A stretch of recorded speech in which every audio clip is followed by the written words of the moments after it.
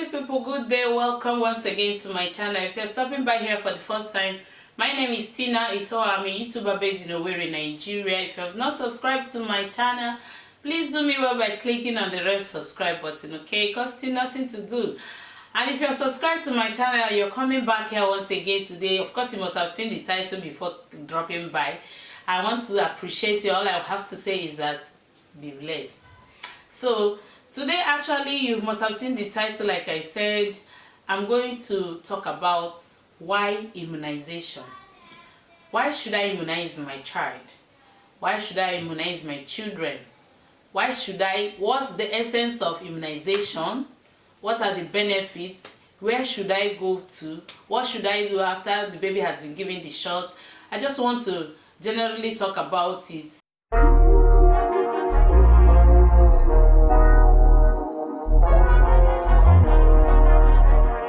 For people who may be desiring to see these answers being given to them, like during this pandemic now, initially we used to give health talk. That's when you come for immunization every Thursday in my unit. So we give health talk before we actually go into the immunization proper.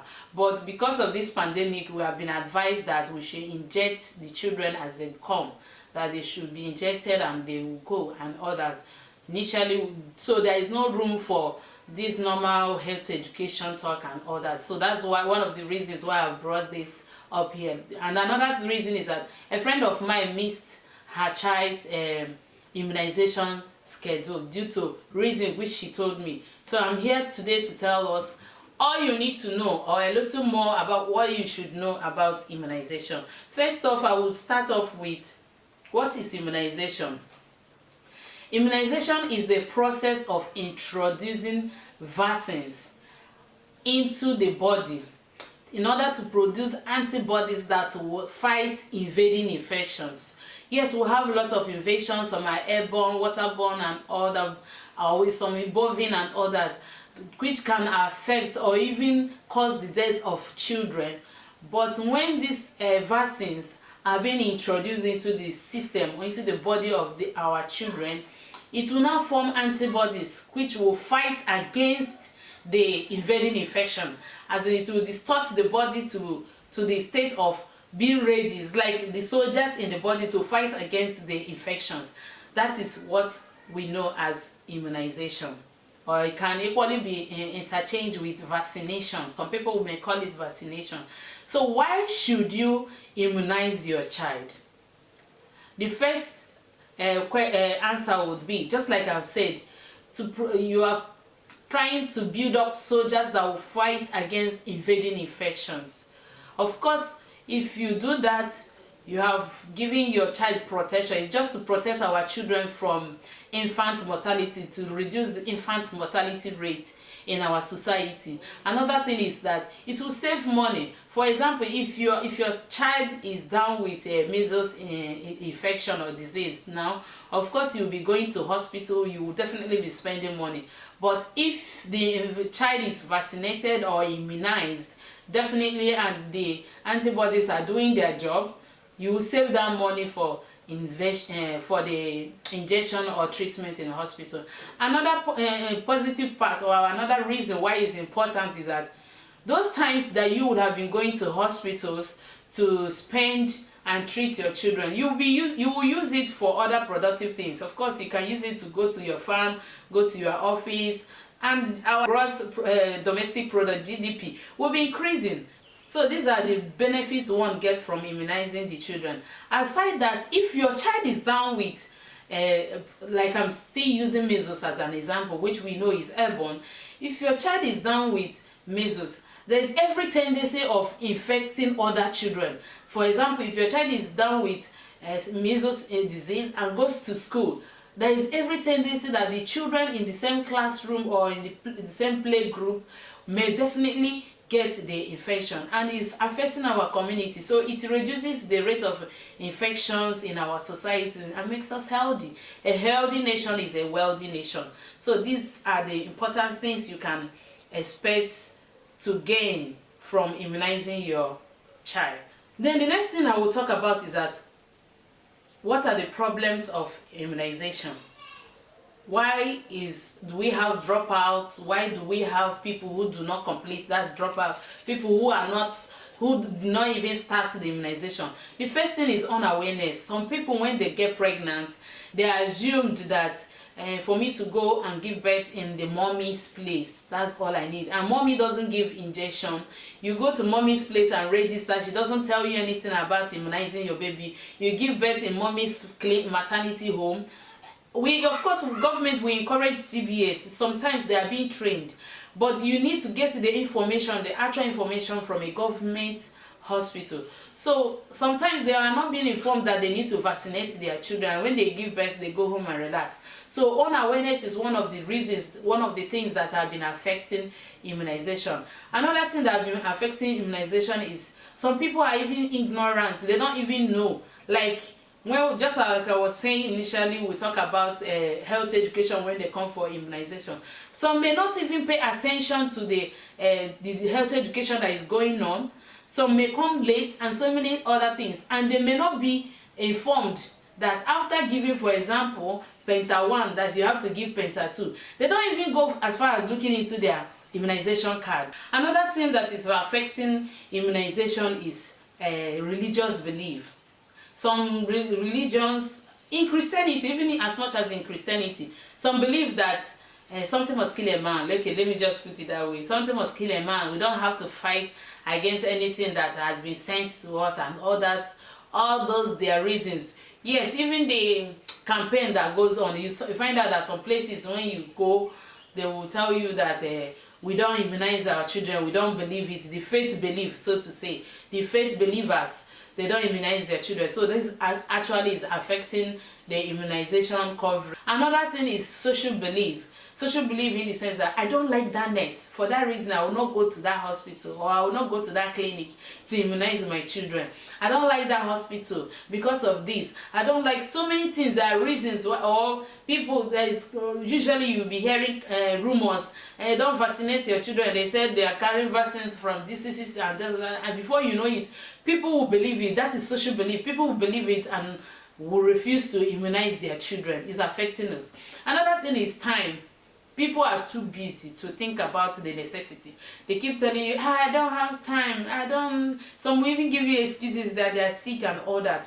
These are the things that have been affecting our immunization coverage in the society. Now, what is full immunization? Full immunization is a situation where you give birth to your child, you give all the necessary immunization that are supposed to be given to your child at the time that you're supposed to give it. And this is what I'm going to talk about now. I have an immunization card here with me. I'm using this because this is the one we are sharing currently in Nigeria. I know we changed it last year, the last 2 years it was changed to this particular one. Wherever you are watching me, please always go through your immunization card. Like, if you see, I'm going to be looking into the cards to explain it. If you see the first vaccine or the first antigen that you're supposed to give to your child, we usually call it BCG. It is given once. It is Bacillus calmette-guerin. It is given once in a lifetime, or one that is just from this card is just once in a lifetime, and it is given immediately after your child is born. Some persons will tell you wait for 6 hours and all that, depending on where you put to bed. They know the modalities, how they operate. So it's supposed to be given on or before 6 hours after the baby is born, and it is once. You give it on the left upper arm. And what does this particular BCG prevent? It prevents tuberculosis. We know we have the bovine tuberculosis and other tuberculosis, but you find out that TB is even more dreaded than HIV, but people are so ignorant about it. People are so afraid of HIV instead of TB. And I used to tell women when they give birth in our health center, I used to tell, protect your child, guard your child like you are guarding your life. If it needs you to tell people that when they come to visit, it's not that I know in this our African setting, when you give birth, people will always come to tell you congratulations and all that, but that is equally the time that you may be exposing your child to tuberculosis. So if you give birth protect your child from being infected with TB, in short form in TB. And how can you do that? If you find out that people are coming to you, put your baby in the cot, cover the baby with net. He's sleeping. Even if they come, some will be so inquisitive, they want to see. Oh, you just woke up, I believe I want to wash clothes. Just say something to protect your baby until you give your child this BCG injection. It's very important, and you give that one at birth. Another one you give at birth is HBV, that's hepatitis B vaccine. Of course, we know that hepatitis B vaccine it prevents liver infections and so many other fever and a lot of things that one can be infected with hepatitis B vaccine. So you should protect your child from that particular virus, and it equally goes. It can equally be given the same time with BCG, because that's the first immunization.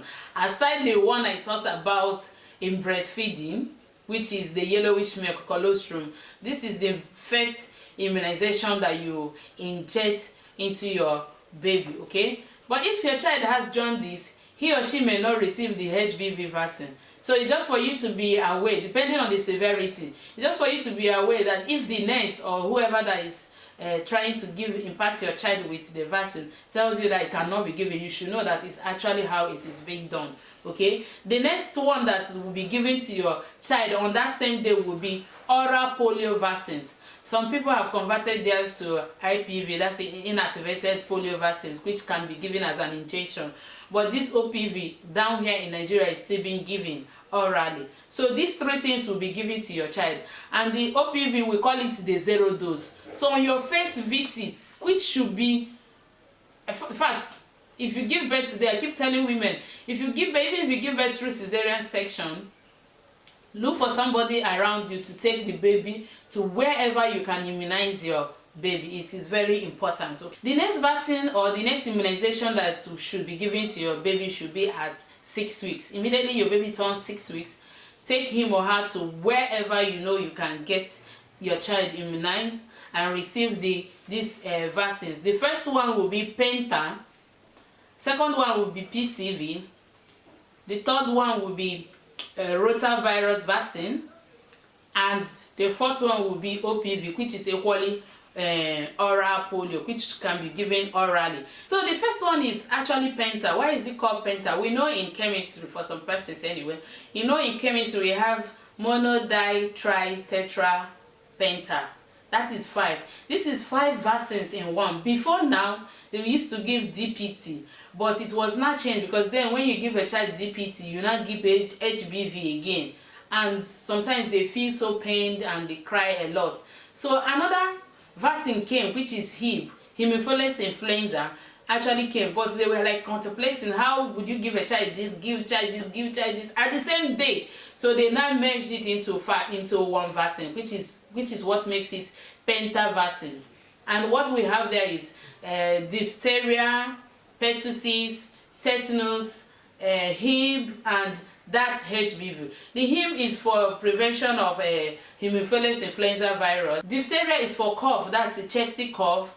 Pertussis is for whooping cough, and the tetanus, of course, we know is infection which can come. You'll be asking, where would this infection come from? It can come from anywhere. No matter the sterilization, there is every tendency that the child may even get it from during the time that the umbilical cord is being cut. So it is important you protect your baby. The next one on that 6 weeks, I'm still on 6 weeks. The next one is the PCV. Actually protects your child from pneumococcal infections like pneumonia, infections, blood infections, bacteria, meningitis, and all that. That is what this PCV vaccine protects your child from.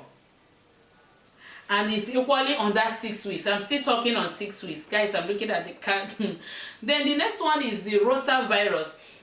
And the rotavirus protects your child from severe diarrhea. We know that one of the leading causes of infant mortality in our society is actually diarrhea, mostly in this African continent.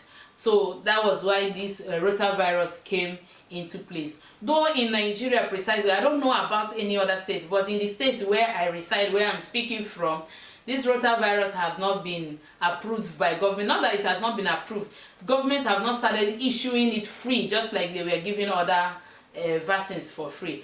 But we know that some hospitals, like all the second level of healthcare system, they are equally giving it. Yes, even some tertiary hospitals are equally giving it, because personally I gave them to my children, and it cost about between 8 to 12,000 naira, depending on the particular hospital you went to. And it's oral, you take it oral, and you're supposed to take it 3 times. You take it at 6 weeks, 10 weeks and 14 weeks. That is if you have the resources to be able to purchase them. But it's just for us to know that these are what we are supposed to do to protect our children from diarrhea, severe diarrhea, with the help of rotavirus vaccine. Then that's for 6 weeks. At 10 weeks, you have to go again. At 10 weeks, you give your child OPV second dose. Remember, the first one is 0 dose for OPV. At 6 weeks is first dose. At 10 weeks is second dose. So at 10 weeks, you give your baby OPV 0 dose. You give Penta 2, that same Penta, which I have explained what they do. You need to complete this dosage so that you build the immune system of the baby in order to fight this infection, in case if the baby goes to school and someone is already down with such infection. That is the essence of it. It's very important you don't miss it. So the next one will be PCV second dose.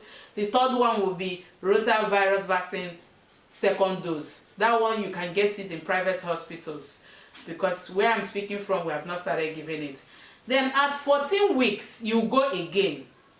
You give OPV third dose, Penta third dose, that's Penta 3, PCV 3, rotavirus 3. That one you can get, like I said, I'm just re-emphasizing it. You get that one.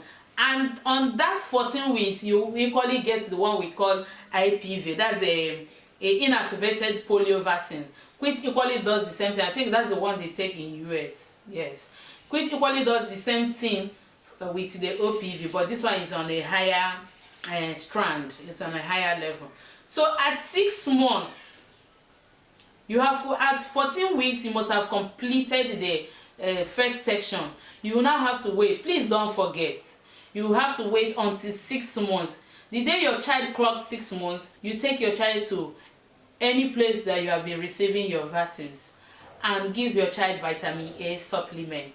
For a child that is 6 months, will be given 100,000 IU. But if it's from 1 year and above, you get 200,000 IU. So you go and give to your baby. It is oral as well. And what does that one do for us? It helps in the sight.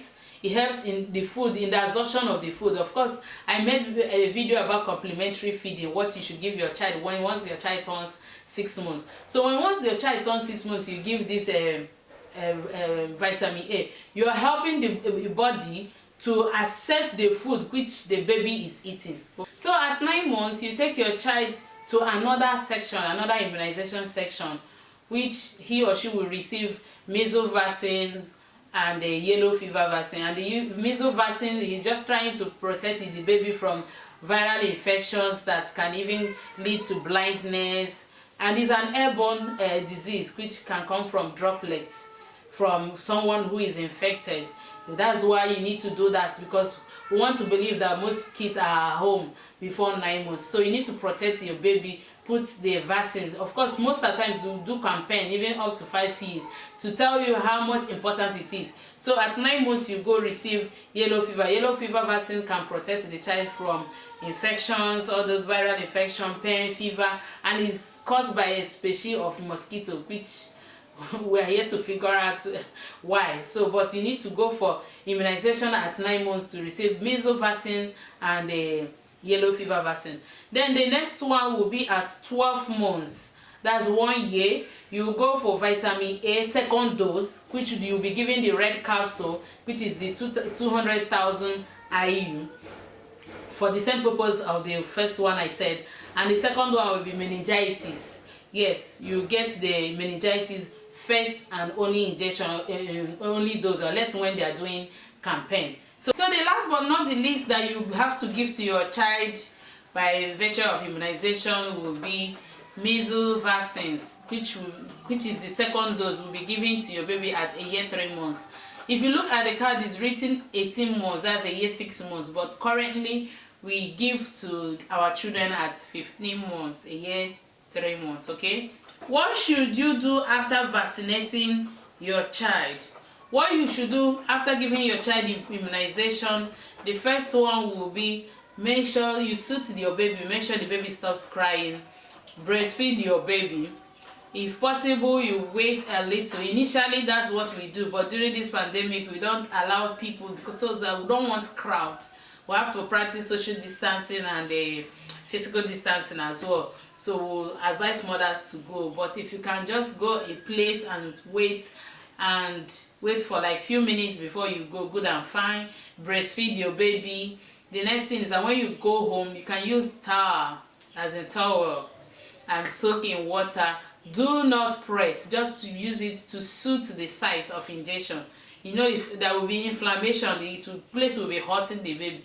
You just carry it and place there. You don't press it, just to soothe the baby. The next thing you will do will be to either give your baby an analgesic if you feel that your child is feeling feverish, but you have to ask your nurse or your physician if you should give an analgesic after taking injection, either of the immunization injections.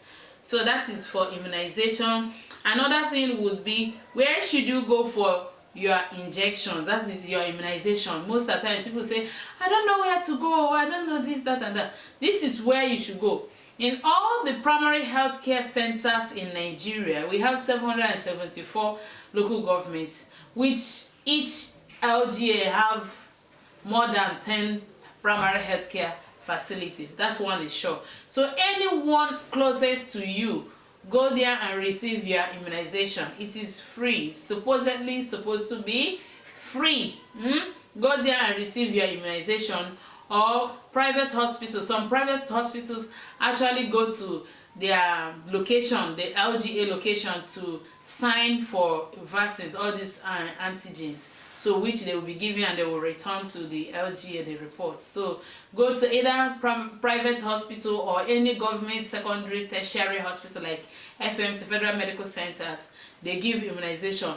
Any primary health care facility, just for you to find out the days they give the vaccination, go there and immunize your baby. Do not forget. Please, that is it for this section. If you have any question, put it down in the comment section. If you have my Instagram account, you can equally DM me. I'll be available to respond to any question relating to whatever I'm teaching. I may make mistakes in some areas, but I'm not perfect. If it's the places that I have to correct myself, of course I will do that. But I thought it's necessary I talk about this. If you go for immunization section, please be free. It's your right to check if your baby is growing. If you look at this card, you will see the growth chart. This line you have here, we have line for girls and line for boys. So this is a growth chart. There is growth monitoring and you're supposed to be charting it.